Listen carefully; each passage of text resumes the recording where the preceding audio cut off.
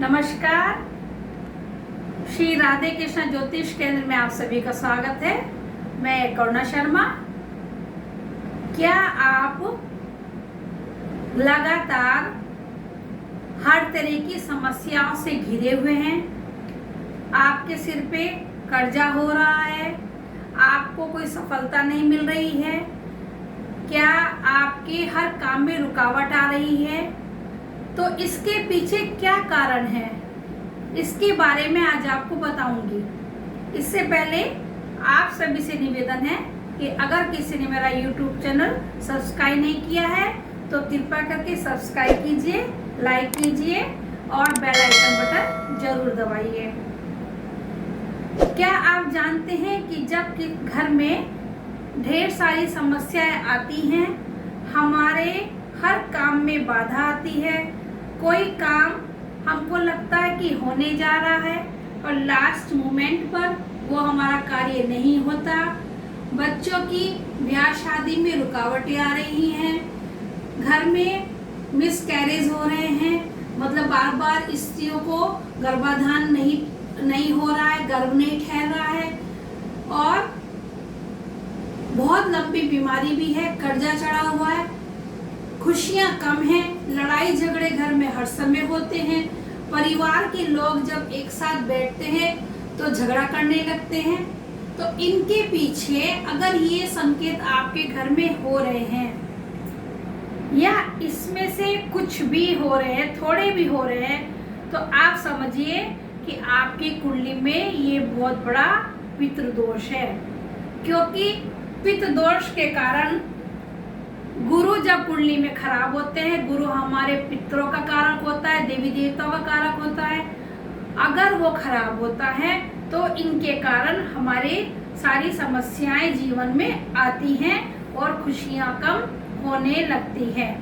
तो इन सब परेशानियों को दूर करने के लिए और अपने पितरों को खुश करने के लिए हमें क्या उपाय करना है? अगर हमारे पितृ खुश रहेंगे तो हमारे सारे कार्य बनने लगेंगे। मैंने देखा है कि कुंडली में अगर पितृ दोष है और ग्रह भी अच्छे हैं तो पितृ दोष के कारण व्यक्ति के जीवन में उनके काम नहीं बनते हैं। यहाँ तक कि लगातार कर्जा सिर पे रहता है और जो वो व्यक्ति अपने मतलब पैतृक अपने दादा परदाता पिता कभी कभी मतलब उन लोगों का कर्ज उतारने में अपना जीवन व्यतीत कर देता है लंबे समय तक। क्योंकि गुरु के कारण जब दूसरे भाव में, छठे भाव में, 12वें भाव में और पंचम और नवम भाव में गुरु की स्थिति खराब होती है, मतलब और वहां पर राहु शनि केतु इन ग्रहों का प्रभाव होता है तो कुंडली में पितृ दोष माना जाता है। दूसरा भाव परिवार का है, ग्रह गृहस्थी का है व्यक्ति की, तो वहाँ पे खुशियां कम हो जाती है। पंचम भाव संतान का है तो वहाँ पे संतान की दिक्कत होती है। छठा भाव रोग बीमारी कर्जे का है तो वहाँ पर पितृ दोष होने का प्रभाव होने से उसमें परेशानी आती है। और नवम भाव में भी पिता का है तो पिता का सुख, पिता से परेशानी पिता से बनती नहीं है, पिता की कोई पुरानी मतलब उनकी जो जिम्मेदारी है वो हम उठाते हैं। और ऐसे ही 12वां भाव है तो ये सब भावों के कारण पितृ दोष बनता है। अब आपको मैं उपाय बताऊंगी कि हमको क्या उपाय करना है। सबसे पहले तो हर दिन व्यक्ति को केसर का तिलक अपने मस्तक पर लगाना चाहिए। मस्तक पर जब हम केसर का तिलक लगाएंगे तो हमारा आज्ञा चक्र जागृत होगा, तो हमारा सोचने समझने की शक्ति हमारी बेहतर होगी। दूसरा, अमावस्या के दिन कि हमारे घर में पितृ दोष है या नहीं है, या जो ये सब समस्याएं आ रही हैं कुंडली की खराब दशा के कारण आ रही हैं, ऐसा जानने के लिए अमावस्या के दिन सुबह नहा धोकर एक दीपक जलाइए।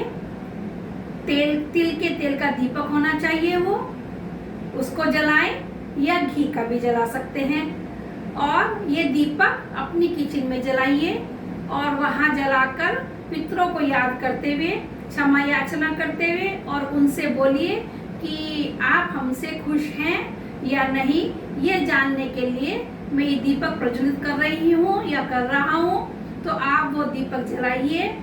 अगर वो दीपक आपका काफ़ी देर तक सही सलामत जलता रहा, मतलब बुझा नहीं या उसकी लो ठीक रही, मतलब उसमें कोई अड़चन नहीं आई, तो समझिए कि आपके पितर आपसे संतुष्ट हैं।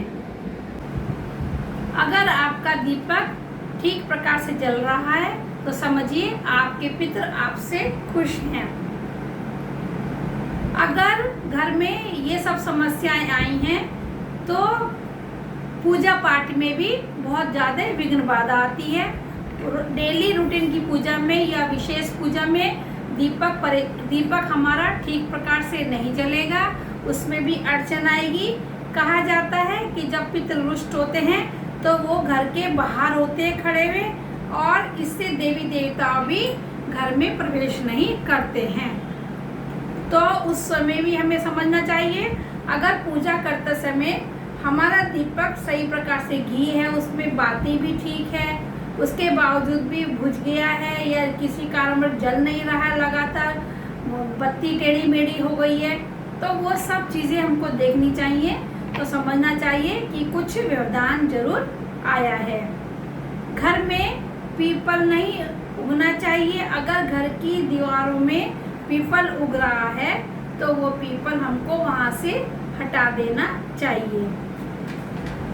जब घर में पितृदोष होता है तो हमारा पुराना पैतृक सोना घर में नहीं टिकता है, तो प्रयास करना चाहिए कि हम अपने बुजुर्गों का दिया हुआ सोना संभाल कर रखें, उसको बेचें नहीं, क्योंकि जो पुश्तैनी चीज़ें हैं वो हमारे बुजुर्गों का, हमारे घर में जो हमारे बड़े लोग हैं, बुजुर्ग हैं, माता पिता, उनका एक आशीर्वाद होता है, उसको रखना चाहिए संभाल के। और हमको सोना, चांदी, तांबे तीनों चीज का, त्रिधातु का मिलाकर एक छल्ला या कड़ा भी उंगली में धारण करना चाहिए। कड़ा हाथ में पहनिए और छल्ला हम मिडिल फिंगर में पहन सकते हैं या फर्स्ट फिंगर में भी पहन सकते हैं। अगर हम ये सारे उपाय करते हैं तो धीरे धीरे हमारी समस्याओं का समाधान होने लगेगा। इसके साथ ही मैं ये एपिसोड विराम करती हूँ। नमस्कार।